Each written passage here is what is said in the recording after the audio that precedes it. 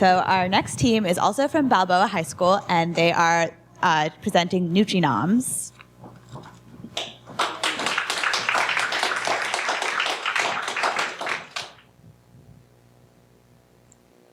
So, an app a day can keep the doctor away. Hi, my name is Diana Gill.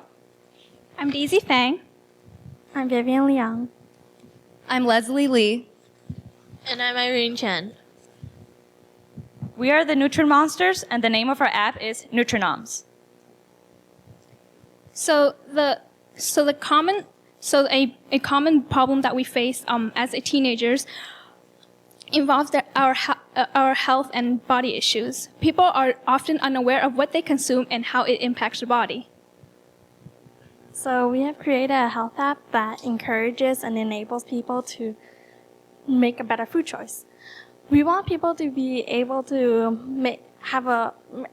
manage their health style, not by facing extreme measures, but by making small changes to their health through their food.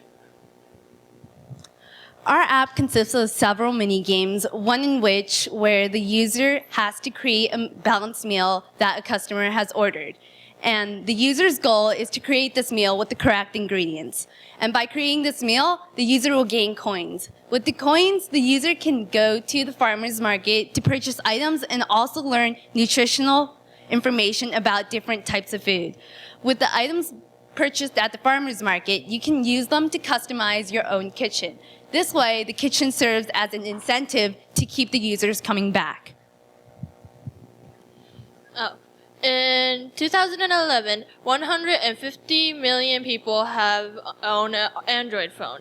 Also in that year, 44 million people have downloaded a health app, showing that there's a huge market for our app Nutrinoms. 62% of our surveyed users say they will not download a healthy app if they have to pay for it.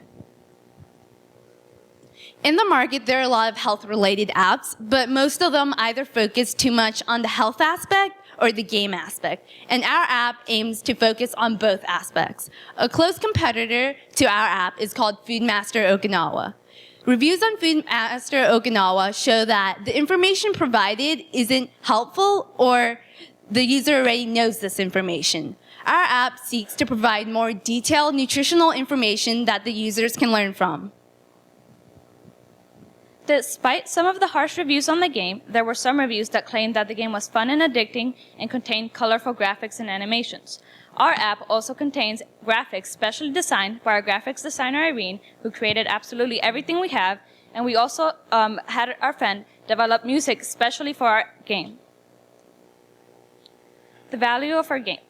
We want to influence our users to make better choices about what they eat and what they consume by providing them small bits of information that's easy to learn.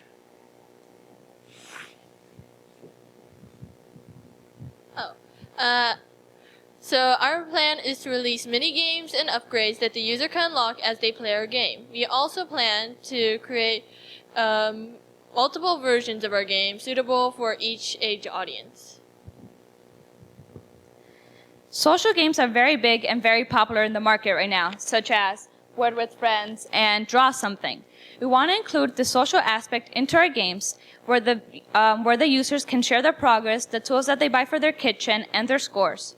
Also, we plan to incorporate mini-games which the users can play with their friends to keep them even further engaged. Also, with their customized kitchens, they can share the kitchen with their friends and vice versa. Because our market range is so large, we want to share this information that we have with the connections that we already have, such as the San Francisco Department of Public Health, the Balboa Teen Health Center, and the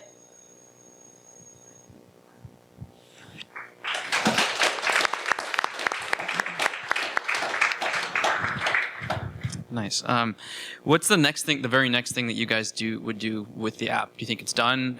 At what point would you guys say it's ready to start trying to distribute it and charge for it? We want to continue developing more mini games. That way, the user doesn't get bored with just one game and just keep them further engaged, and they can unlock new levels as they play along. Okay, so the next thing would be to develop other mini games. Yes. I see. Okay. And you mentioned some top-down numbers in terms of the market size. So 150 million people have phones and things like that. Do you have a notion of from a bottom-up point of view, like how many users you can I don't know, get in a week? I mean, how many people distribute it, things like that? Yes, we want to start small by advertising through the connections that we already have, such as the San Francisco Department of Public Health, the Children's Creativity Museum, and the Balboa Teen Health Center, which we all have connections with, and they're all seem pretty interested in our apps already. There's so much information out there and on the internet on health and nutrition, so many different sources. Where do you guys plan to get your content? Is it going to be from the FDA, the National Health Institute? Because the data is all over the place. I think we are going to get our information from our health teen center because we plan to start with the app at our school. So not many people at our school go to the clinic. So we're trying to kind of like do outreach too. So that's where our information will be coming from.